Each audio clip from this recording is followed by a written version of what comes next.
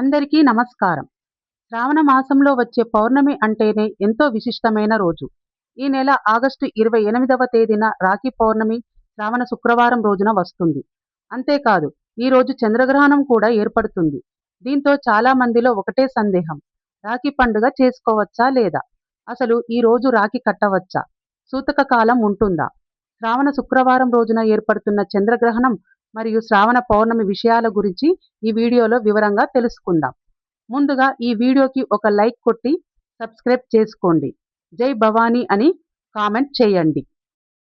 శ్రావణ శుక్రవారం రోజున పౌర్ణమి తిథి ఆగస్టు 27 గురువారం ఉదయం 9 గంటల 8 నిమిషాలకు ప్రారంభమై ఆగస్టు 28 శుక్రవారం ఉదయం 9 గంటల 48 నిమిషాల వరకు ఉంటుంది. ఈ పౌర్ణమి తిథి ముగిసేలోగా రాఖీ కట్టండి. ఈ పౌర్ణమి సమయంలో మీ సోదరులకు రాఖీ కడితే చాలా మంచిది. దీనివల్ల భోగభాగ్యాలు సిరి సంపదలు కలిసి వస్తాయి. ఆగస్టు 28వ తేదీన 3వ శ్రావణ శుక్రవారం రోజున పాక్షిక చంద్రగ్రహణం ఏర్పడుతుంది. అయితే ఈ చంద్రగ్రహణం మన భారతదేశంలో కనిపించదు. ప్రపంచంలోని కొన్ని ప్రాంతాల్లో ఈ చంద్రగ్రహణం కనిపిస్తుంది. ఈ గ్రహణం ఏ దేశాల్లో కనిపిస్తుందంటే అమెరికా, ఆఫ్రికా, యూరప్, పశ్చిమాసియా ప్రాంతాలలో అలాగే కొన్ని సముద్ర ప్రాంతాల నుంచి ఈ గ్రహణం కనిపించే అవకాశం ఉంటుంది. ఈ గ్రహణం ఉదయం 8 గంటల 4 నిమిషాలకు ప్రారంభమై ఉదయం 11 గంటల 2 నిమిషాల వరకు ఉంటుంది. భారతదేశంలో ఈ గ్రహణం కనిపించదు. కాబట్టి ఎటువంటి గ్రహణ నియమాలు పాటించాల్సిన అవసరం లేదు. చంద్రగ్రహణం కనిపించే ప్రాంతాల్లో మాత్రమే సూతక నియమాలను పాటించే సంప్రదాయం అనేక కుటుంబాల్లో ఉంది. చంద్రగ్రహణం భారతదేశంలో కనిపించకపోతే సూతకాన్ని పాటించాల్సిన అవసరం లేదని చాలా పంచాంగ సంప్రదాయాలు చెబుతున్నాయి. అయితే ఆగస్టు 28వ తేదీన శ్రావణ మాసం శుక్రవారం పౌర్ణమి ఈ 3 కలిసి వచ్చాయి. కాబట్టి ఇది చాలా ప్రత్యేకమైన రోజు. అంతేకాదు శ్రావణ శుక్రవారం రోజున రాఖీ పౌర్ణమి రావడం చాలా విశేషం. కావున ఈ 3వ శ్రావణ శుక్రవారం రోజున లక్ష్మీదేవిని ఎలా పూజించాలి, ఏ సమయంలో రాఖీని కట్టాలి, ఇలాంటి విషయాలను ముందుగానే తెలుసుకోండి. మనకు చంద్రగ్రహణం లేదు కాబట్టి ఏ సమయంలోనైనా రాఖీ కట్టవచ్చు. అయితే రాఖీ కట్టేటప్పుడు రాహుకాలం భద్రకాలం సమయాలు చూసుకొని కట్టాలి. రాహుకాలం భద్రకాల సమయం ఉన్నప్పుడు రాఖీ కట్టకూడదు. అయితే ఈ సంవత్సరంలో రాఖీ పండుగ నాడు భద్రకాలం లేదు కాబట్టి రాఖీ కట్టవచ్చు. రాహుకాలం మాత్రం ఆగస్టు 28వ తేదీన శుక్రవారం ఉదయం 10 గంటల 40 నిమిషాల నుంచి మధ్యాహ్నం 12 గంటల 22 నిమిషాల వరకు ఉంది. కాబట్టి ఈ సమయంలో రాఖీ అస్సలు కట్టకూడదు. రాఖీ కట్టేటప్పుడు కొన్ని నియమాలు ముందుగా పాటించండి. రాఖీ పౌర్ణమి రోజు ఉదయాన్నే నిద్రలేచి ఇంటిని శుభ్రం చేసుకోవాలి. తలస్నానం చేసేటప్పుడు ఆ నీటిలో కొద్దిగా గంగాజలం లేదా కొద్దిగా పసుపు వేసి స్నానం చేస్తే సప్తనదుల్లో స్నానం చేసినంత పుణ్య ఫలితం లభిస్తుంది. అంతేకాదు మీకున్న జాతక దోషాలు అన్నీ తొలగిపోతాయి. అదృష్టం వరిస్తుంది. లక్ష్మీదేవి ముందు ఐశ్వర్య దీపం వెలిగించండి. ఇలా చేస్తే మనకు చాలా మంచిది. ఐశ్వర్య దీపాన్ని ఎలా వెలిగించాలంటే ఒక పెద్ద మట్టి ప్రమిద తీసుకొని దానిలో ఉప్పు పోసి దానిపైన ఒక చిన్న మట్టి ప్రమిద పెట్టి అందులో నెయ్యి పోసి 2 వత్తులు వేసి దీపం పెట్టండి.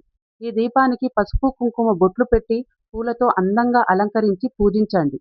ఇలా చేస్తే మీకు అష్టైశ్వర్యాలు కలుగుతాయి. ఐశ్వర్య దీపం అంటే ఉప్పు దీపం. లక్ష్మీదేవికి చాలా ఇష్టం. ఇలా లక్ష్మీదేవికి ఇష్టమైన ఐశ్వర్య దీపాన్ని వెలిగించడం వల్ల మీకు ఎటువంటి ఆర్థిక కష్టాలు రాకుండా ధనప్రాప్తి కలిగిస్తుంది.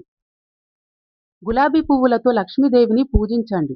ఇలా చేస్తే మీరు కోరిన కోరికలు నెరవేరుతాయి. 21 యాలకులతో మాల తయారు చేసి లక్ష్మీదేవి పటానికి వేయండి. ఇలా చేస్తే మనకు సంపద ఐశ్వర్యం కలిసి వస్తుంది.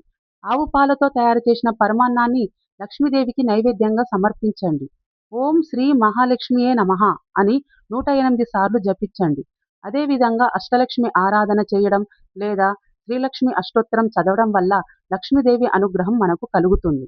అలాగే తులసి కోటలో కొన్ని ఆవు పాలు పోయండి. తులసి కోట దగ్గర దీపం వెలిగించి తులసి చుట్టూ ప్రదక్షిణలు చేయండి. ఇలా చేస్తే దీర్ఘ సుమంగళి యోగం లభిస్తుంది. ఈ రోజున 5గురు ముత్తైదువులను ఇంటికి పిలిచి కాళ్లకు పసుపు రాసి నుదుటిన బొట్టు పెట్టి వారికి తాంబూలం ఇచ్చి వారి ఆశీర్వాదం తీసుకుంటే చాలా మంచిది. ఇలా చేస్తే సౌభాగ్యం ఐశ్వర్యం కలుగుతాయి. రాఖీ పౌర్ణమి రోజున ముందుగా విఘ్నేశ్వరుడికి రాఖీ కట్టండి.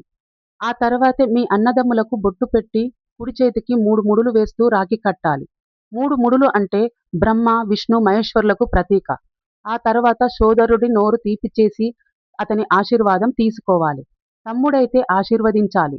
ఆ తర్వాత హారతి ఇవ్వండి. ఇలా చేస్తే దిష్టి దోషాలు పోయి ఆయురారోగ్యాలు కలుగుతాయి. సోదరుడి తలపై అక్షింతలు వేసి మనస్ఫూర్తిగా అతని శ్రేయస్సుని కోరుకోవాలి. తర్వాత సోదరుడు తన శక్తి కొలది సోదరికి కానుకలు సమర్పించాలి. ఈ శ్రావణ పౌర్ణమి రోజున చేయకూడని పనులు ఏమిటంటే మాంసాహారం తినకూడదు. జుట్టు, గోర్లు కత్తిరించుకోకూడదు. ఈ రోజు చాలా శక్తివంతమైన రోజు కాబట్టి గోవుకు పచ్చగడ్డి కానీ, అరటి పండ్లు కానీ తినిపించి నమస్కరించాలి. ఇలా చేస్తే ముక్కోటి దేవతల ఆశీర్వాదం మీకు లభిస్తుంది.